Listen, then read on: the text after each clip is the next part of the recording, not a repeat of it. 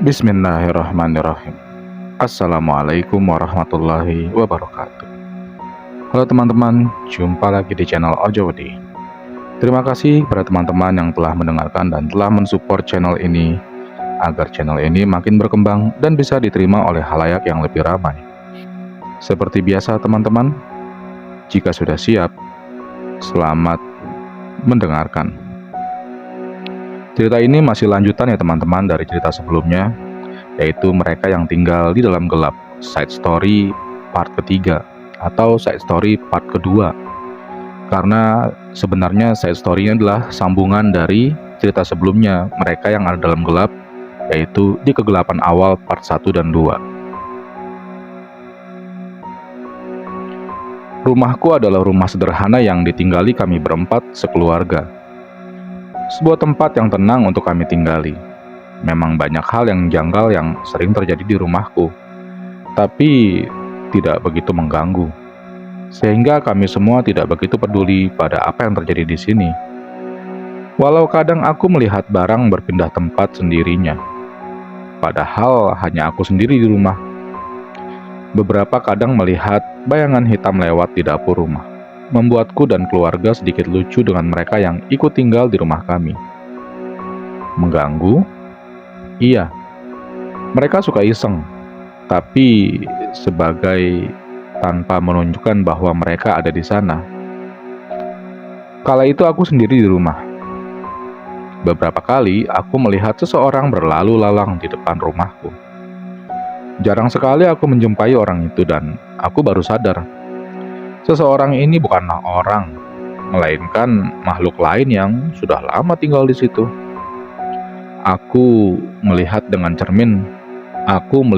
cermat makhluk itu. Aku beranikan diri berkomunikasi dengannya. Kemari saja, biarkan aku mendengar kisahmu. Seketika makhluk itu memalingkan mukanya ke arahku. Wajahnya terlihat seperti orang sakit. Rambut depannya hilang, sedikit botak, mata tirus dan terlihat sangat kurus. Kulihat dia melayang mendekat menujuku. Kemudian dia duduk di sebelahku, di teras rumah sore itu. Terima kasih sudah memperbolehkanku mampir. Harimau di sana tidak pernah mempersilahkan aku masuk. Walau aku sadar kau dapat melihatku, aku tidak ada niat mengganggu. Aku hanya ingin berbicara saja, untuk kamu dapat menceritakan kisahku. Katanya terlihat sedih. Oke, baik, ceritakanlah. Apa yang kamu mau ceritakan? Abaikan saja, dia tidak akan menyerangmu. Aku berkata menenangkannya yang takut melihat SAR. Aku dulu adalah salah satu warga kampung sini, beberapa puluh tahun sebelum menjadi seperti ini. Dulu, tanah di tempatmu ini yang menjadi rumahku, hingga akhirnya dirobohkan dan menjadi lahan kosong yang digunakan untuk memakamkan orang-orang, atau korban meninggal karena gila yang dirawat di rumah sakit jiwa. Biasanya mereka yang ditelantarkan oleh keluarganya. Aku dulu adalah seorang korban yang mendapat siksaan dari para penjajah kala itu. Aku sudah cukup lama mati di sini. Keluargaku, ayah, ibuku, pergi menghilang dibawa oleh mereka yang menjajah kami. Katanya berhenti dan terisak. Kenapa? Jelaskan saja, kataku kepadanya.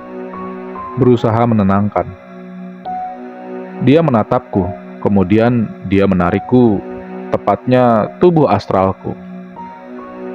Dia menarikku, mengajakku sekali lagi menjelajahi waktu dunia mereka. Kulihat perkampungan ini berubah total.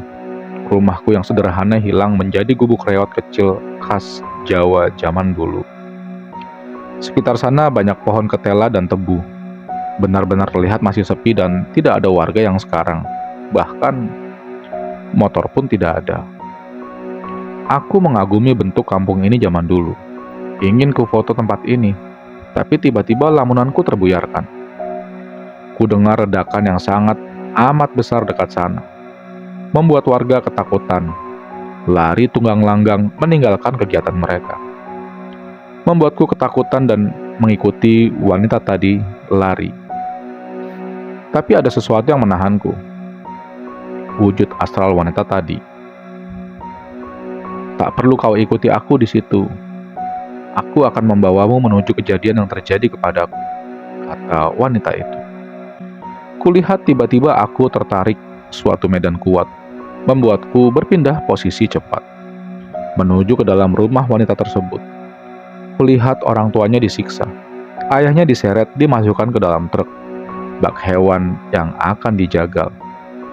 Ibunya melindungi si wanita tadi dan dengan kasar seorang tentara menarik ibunya menjauh, menendangnya, membuat wanita tua itu tersungkur dan wanita ini kemudian diseret, diangkut ke dalam truk yang isinya wanita. Namun tidak pada si anak ini. 3 orang pria besar mengerubunginya, menyiksa dan memperkosanya. Jijik. Pemandangan paling menjijikan yang aku lihat. Aku lihat wanita itu harus melayani para binatang-binatang itu. Tidak sekalipun mereka memberi celah pada wanita tadi dan membuat wanita tadi pingsan. Mengenjang karena terlalu lama diduda paksa dan dianiaya. Badannya memar, terlihat banyak bekas darah di tubuhnya. Membuatku menjerit, memaki-maki para penjajah tadi. Seandainya bisa, aku sudah ingin membunuh mereka. Aku merasa kesedihan, sakit, bahkan amarah. Semua emosi yang lebih parah daripada apa yang kualami saat dengan anak kali boyong. Kesakitan ini adalah rasa sakit penuh dendam. Rasa sakit yang paling parah yang membuatku muak. Wanita tadi melihatku, kemudian sekali lagi menyentuhku. Terima kasih ya. Mari kita lanjut. Kisahku tidak hanya sampai di sini, katanya pelan. Seakan paham yang kurasakan dan ingin segera menyudahinya. Perjalanan berikutnya melintas di mana si wanita tadi hidup sendiri di kampung itu, membuatnya menjadi satu-satunya manusia di sana. Kulihat dia hamil. Ya, yang pasti karena tingkah para bajingan-bajingan penjajah tadi. Membuatnya seperti itu. Kulihat wanita itu berdiri di depan rumahnya, menusuk perutnya, membuat seluruh isi perutnya tumpah ruah, termasuk janinnya yang masih belum jadi. Kulihat wanita tadi menjerit kesakitan, tapi sudah tidak ada satupun manusia di sana. Kulihat dia mengerang kesakitan tapi terus menusukkan pisau ke perutnya, membuat segala rasa sakit yang dialaminya mengalir kepadaku. Membuatku merasakan betapa sakitnya ditusuk-tusuk seperti itu. Akhirnya aku lihat wanita tadi terbujur kaku dan bergetar karena kehabisan darah. Dan kulihat dia mati mengenaskan tanpa siapapun. Hingga mungkin sekarang jasadnya sudah hilang di telan arus perputaran bumi. Kenapa kau hingga seperti ini? Kataku. Sambil menangis melihatnya, kulihat dia menunduk, menangis dan sedih. Aku kemudian berdiri dan akhirnya wanita tadi mengajakku kembali ke tempat sekarang. Itulah yang terjadi kepadaku. Kini aku belum bisa lepas dari tempat ini. Jasadku sudah tidak ada. Percuma bagimu untuk mencarinya. Aku tidak berharap juga kau menemukan jasadku. Aku hanya ingin seseorang untuk mendengarkan ceritaku. Selama ini, kalian yang bisa melihat kami selalu mengusirku dan membuatku tidak bisa pergi dari sini, katanya dengan tertunduk. Ya sudah, aku paham jika begitu. Aku akan menceritakan apa yang terjadi kepadamu. Aku berharap mereka bisa memahami dan mendoakanmu. Semoga tenang ya, kataku melihatnya. Terima kasih, katanya tersenyum. Kenalkan, namaku Surtini. Aku akan terus berada di tempat ini. Tapi biarkan aku tinggal. Aku tidak akan mengganggumu, katanya kepadaku. Aku hanya mengangguk dan kembali pergi dalam rumah. Setelah kulihat Surtini pergi, kembali berkeliling di dekat rumahku. Kulihat Sar memperhatikan Surtini. "Sar, biarkan saja ya. Sudah, biarin aja.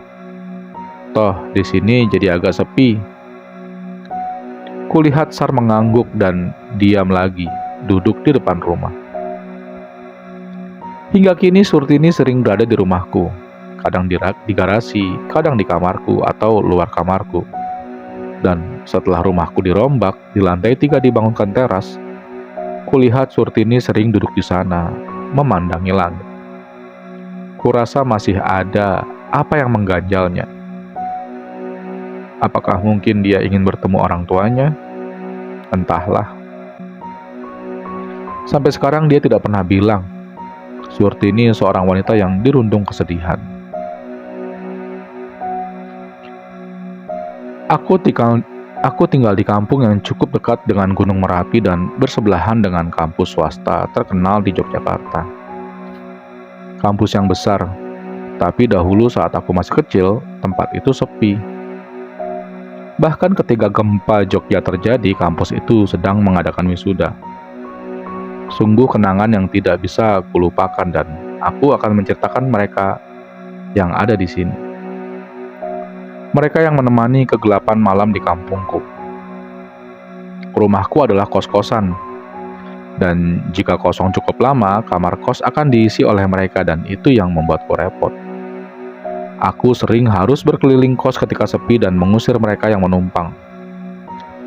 Memang tidak sampai terjadi pertempuran, karena hantum pun yang tidak memiliki tempat atau memiliki tempat tinggal itu mirip gembel, berpindah di tempat-tempat kosong secara gratis. Tapi ada satu hal yang mengerikan yang ada di sana.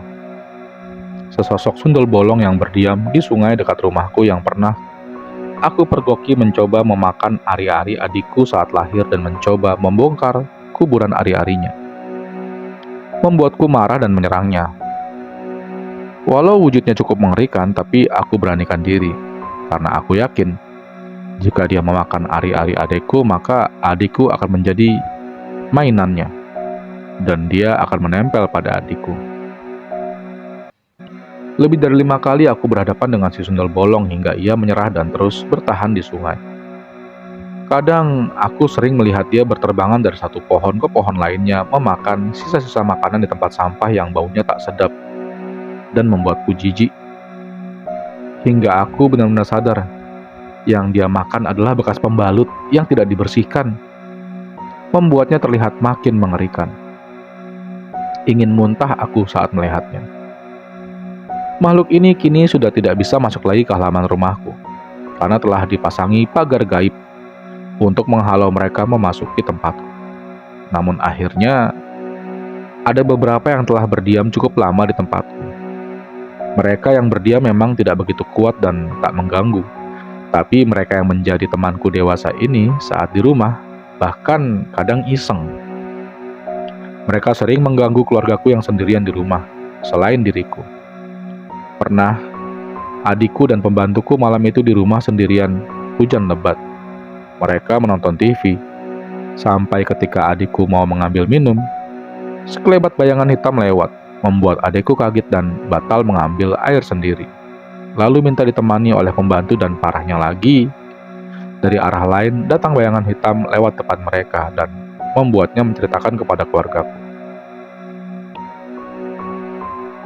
Kala itu memang ada satu kamar kosong di rumah, kamar khusus tamu yang dipakai bayangan ini tidur. Bahkan saking seringnya dia seliweran, kami akhirnya jadi biasa saja.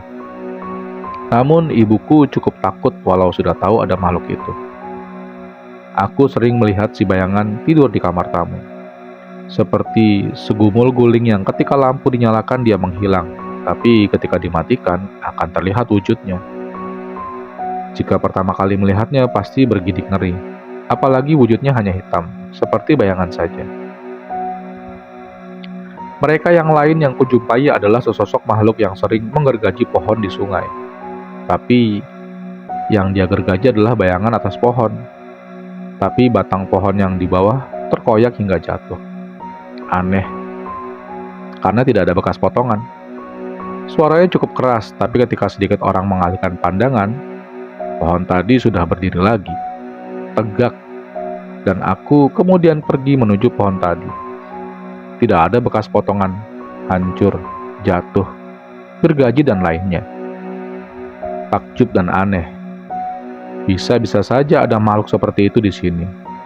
Membuatku mengalami hal aneh dan menakjubkan di kampung ini. Ada beberapa hal lain yang aku jumpai di sini, seperti ada dua pocong yang kadang berkeliaran di gang dekat rumah, yang merupakan jalan penghubung antara rumahku dan rumah tetangga. Dan di sana merupakan jalan yang jarang dilewati sehingga sangat gelap. Dan saat kecil, aku bermain di sana. Aku seringkali menjumpai mereka yang hidup dalam gelap. Dua makhluk besar berkain putih kotor, noda darah dan tanah, berdiri di sana. Pocong yang menunggu tempat itu sangat besar dan membuatku ketakutan ketika melihat mereka. Bahkan mereka sering berjalan melewatiku, terbang di atasku. Aku sempat menamai mereka Poci dan Poco, yang maksudku adalah pocong siji dan loro. Mereka memang negatif, tapi tak sekalipun mereka mengganggu anak-anak kos maupun orang sana yang lewat dekat mereka. Walau kadang memberikan aura merinding ketika mereka ada di sana. Hal yang paling parah kulihat saat itu adalah anak kosku kerasukan. Saat itu sekitar tahun 2006 atau 2007. Kulihat anak kosku seorang wanita, sebut saja Ranti, kesurupan karena ada yang menempeli dirinya dari saat dia pergi. Jin itu adalah jin pria yang menempel di badannya. Ketika berbicara saat kesurupan, suaranya benar-benar menyerupai pria, dan dia mencekik-cekik diri sendiri, membuat anak-anak kos di sana harus menahan diri. Ranti dan ayahku membacakan doa-doa untuk menenangkan, tapi bukannya tenang, malah dia makin menjadi, berteriak panas dan lain-lain. Metode tradisional seperti memencet jempol kaki pun dilakukan, tapi gagal. Setan itu tidak mau lepas, makin kuat dan mendorong 3 orang anak kos yang menahannya. Terpental dan sekali lagi Ranti mencekik diri sendiri. Aku yang saat itu masih SD, melihat sosok pria berbaju hitam di tubuh Ranti. Dia tertawa sambil memegang sukma Ranti, mencoba mencabut dan membawa pergi. Namun terlihat kesusahan, karena doa-doa yang dibacakan ayahku dan orang-orang di sana. Sampai datang kiai yang menenangkan dan meruqyah. Mata batinku yang belum lama terbuka, tertarik melihat pertarungan si kiai dan jubah hitam. Mereka bergelut bak film-film, bergumul, saling banting, saling tendang, membanting-banting diri mereka. Tentunya tubuh astral, yang kalau orang biasa lihat, kiai hanya duduk komat kamit dan terbatuk saat menerima serangan. Kulihat si kiai kemudian memukul jatuh si jubah hitam, menahannya dengan pelindung gaib dan kiai kembali sadar dari pertapaannya, dan menyemburkan air untuk memutus hubungan antara Ranti dan jubah hitam. Seketika Ranti sadar, dan jubah hitam tadi dimasukkan dalam botol air si kiai dan membawanya pergi untuk dipindahkan. Sungguh suatu pengalaman indigo pertamaku yang melihat bagaimana mereka bertarung. Kiai yang dari tadi melihatku memegang kepalaku dan berkata, "Belajarlah, nak. Kamu punya kekuatan yang lebih besar dari aku. Suatu saat kamu nanti akan mengerti." Dan kemudian si kiai melengos pergi, meninggalkan tempatku. Aku masih kagum dan bingung dengan kata-kata kiai tadi. Di kamarku sendiri sudah banyak yang menunggu. Satu makhluk berbentuk orang berjubah hitam dengan wajah tertutup topeng berada di atas lemariku. Sering berdiam di sana, melayang, namun semenjak koleksi Gundamku kutaruh di sana, dia berpindah keluar kamarku. Karena ada balkon lantai 2, di sana dia bersama si Surtini.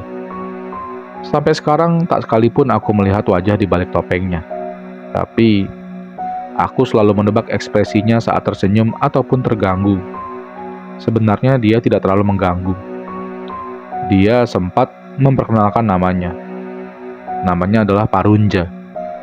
bahkan menunjukkan padaku kisahnya yang jauh, sangat amat jauh dari zaman sekarang. Dia adalah sang prajurit kerajaan Sriwijaya yang kabur ke Merapi, dan karena dia adalah desertir perang, dia bersembunyi dalam kampung di sini dan menikah dengan bunga desa. Tapi karena dia adalah desertir atau prajurit pelarian, dia dicari dan ditemukan oleh prajurit Sriwijaya lain, dan dia harus menanggung akibat pengkhianatan kabur dari perang dan dibunuh beserta keluarganya. Sungguh naas ketika harus melihat hal itu. Namun Parunja tidak pernah marah kepadaku.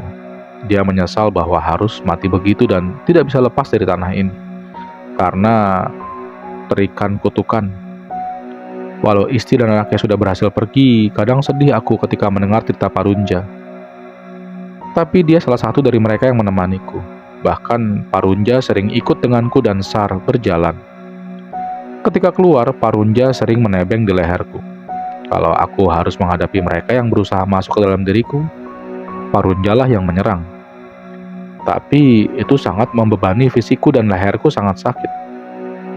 Parunja sosok hitam yang membawa sebuah pusaka berupa tombak besar dengan 2 mata pedang, merupakan salah satu petarung tangguh di situ. Sahabat, kalian memang mungkin tidak melihat mereka ada di sekeliling kalian, tapi ketahuilah bahwa mereka itu ada, selalu ada, dan mereka hidup berdampingan dengan kita. Aku akan menceritakan pada kalian pada side story berikutnya. Terima kasih teman-teman telah mendengarkan cerita-cerita di channel Ojowedi. Seperti biasa, akhir kata, wassalamualaikum warahmatullahi wabarakatuh.